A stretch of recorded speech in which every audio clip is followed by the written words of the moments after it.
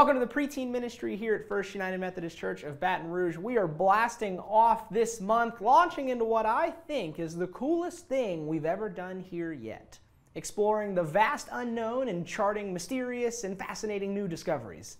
It's almost as if we're on a mission. I really love space. The bigness and the majesty of it. It's the easiest way for me to feel the overwhelming size and scope of just how massively creative God really is. Speaking of, it's time for, the name of the game is Poser. So what you're going to do is you're going to stand up. No, I'm serious. Stand up. No, right now. Stand up. All right, sorry, I got a little aggressive there. Stand up by your chair, watch the screen. What we're going to do is I'm going to click a button, and then all of a sudden all these different colors are going to start spinning around, and you are going to make one of these poses right here. You see you got the giant, the Egyptian, things like that. Make one of these poses.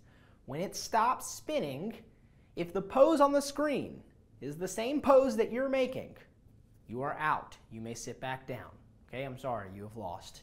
We keep going. As long as the pose you are making is not the pose on the screen, you're still in. And we're going to go a few rounds and see how many of you are left. Here we go. Number one.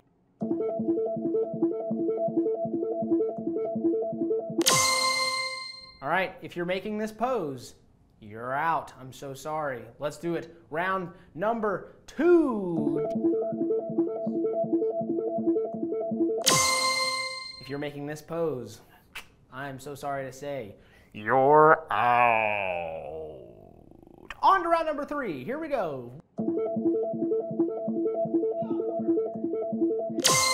If you're making this pose, you're out. One more time. Here we go.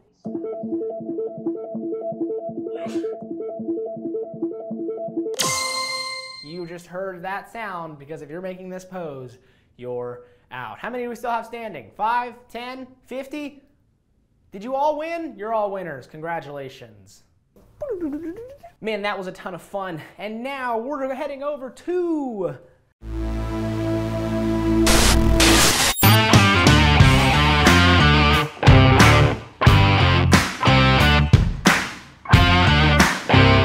So after being taken captive for 70 years, some of God's people have been allowed to return to Jerusalem to rebuild the temple. Nehemiah was Jewish, but he was still living in Persia. He held a high-ranking position in the royal court of Persia, and he was employed by a king there, and he was his cupbearer. A cupbearer is kind of like a bodyguard, but with food. People were always plotting against the king, and to ensure his food wasn't poisoned, the king would have someone else taste it first. If they didn't die, then it was all good. And so Nehemiah was really, really trustworthy to the king. So even though Nehemiah had never been to Jerusalem, his heart and thoughts were still with his homeland. And when his brother Hanani returned from a trip to Jerusalem, Nehemiah asked how things were going. He really wanted a chance to get some good news about the friends and fellow Jews that were still in the city. The news, though, wasn't very good. Hanani and the men with him said to me, "Some of the people who returned are still alive. They are back in the land of Judah, but they are having a hard time. They are ashamed. The wall of Jerusalem is broken down. Its gates have been burned with fire." The wall of Jerusalem, broken down. I'm not sure all of you understand what that really means. You see, the wall surrounding Jerusalem had stood for hundreds of years. The wall was both a protection against enemies and a monument of blessing from God. The walls were impressive. However, when the Babylonian Empire conquered and destroyed Jerusalem, the people were scattered and the city was left in ruins. Since then, the Persian Empire had conquered the Babylonian Empire. And remember, Nehemiah worked for the king of Persia. The big, strong, fortified wall now laid in ruins. Nehemiah was upset, but he didn't go straight to the king. Instead, he prayed every day for 4 whole months. He knew how he felt, that something needed to be done, but he also knew that he had to listen to God, pray, and prepare. After months on his knees before the Lord, he was ready.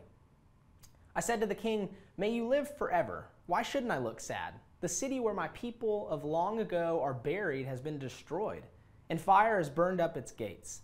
The king said to me, "What do you want?" I prayed to the God of heaven. Then I answered the king, "Are you pleased with me? If it pleases you, send me to Judah. Let me go to the city of Jerusalem. That's where my people are buried. I want to rebuild it." Guys, this was super bold. I mean, the king of Persia, the king of the empire that had conquered the Babylonians, who had destroyed Jerusalem, was listening to this Jewish person ask him to go rebuild the very city that he had conquered and made a part of his empire. Nehemiah had asked God for the right words, and it seems like God really helped him. See, God had moved the king's heart, and God had given Nehemiah such favor with the king that he gave Nehemiah everything he asked for: officers, horsemen, letters of passage, spending money for his journey to Jerusalem. Nehemiah set out immediately after talking with the king for Jerusalem. It wasn't an easy journey. The distance between Babylon and Jerusalem was 2,700 kilometers. That's over 1,600 miles. It'd be like walking or riding a horse from Philadelphia to Denver. However, with the king and God's help, Nehemiah made it all the way back to his homeland, to Jerusalem. When Nehemiah arrived, he was heartbroken. It was as if he came back to his home and it had all been burned down. Everything was in shambles and people were sad. However, he noticed that everyone was simply stepping over the stones or walking around the piles. No one was doing anything to solve the problem right in front of them. Nehemiah didn't start working right away, though. He knew he needed a plan. He stayed in the city for 3 days just watching, looking, and observing. Then, in the middle of the night, he and a few trusted friends and a donkey went out to get a close-up look at what he was facing. He needed to know the scope of the project he was about to take on. Now, at last, Nehemiah got a real good look at the devastation. Jagged piles of rocks lay everywhere. The gates were gone with scorched, gaping holes in their place. Nehemiah gathered the officials together and gave a very passionate speech. I said to them, "You can see the trouble we're in. Jerusalem has been destroyed. Fire has burned up its gates. Come on, let's rebuild the wall of Jerusalem. Then people won't be ashamed anymore." I also told them how my gracious God was helping me, and I told them what the king had said to me. Nehemiah inspired those that he talked to, and they agreed to do whatever it took to start this massive job to rebuild the wall. What an incredible story about initiative. So now it's time to reveal the question. What around you needs to be done? What projects could you do that would fix a problem? What things like the wall are laying in ruins that you could take care of? Ask God this week to give you the initiative to get things done.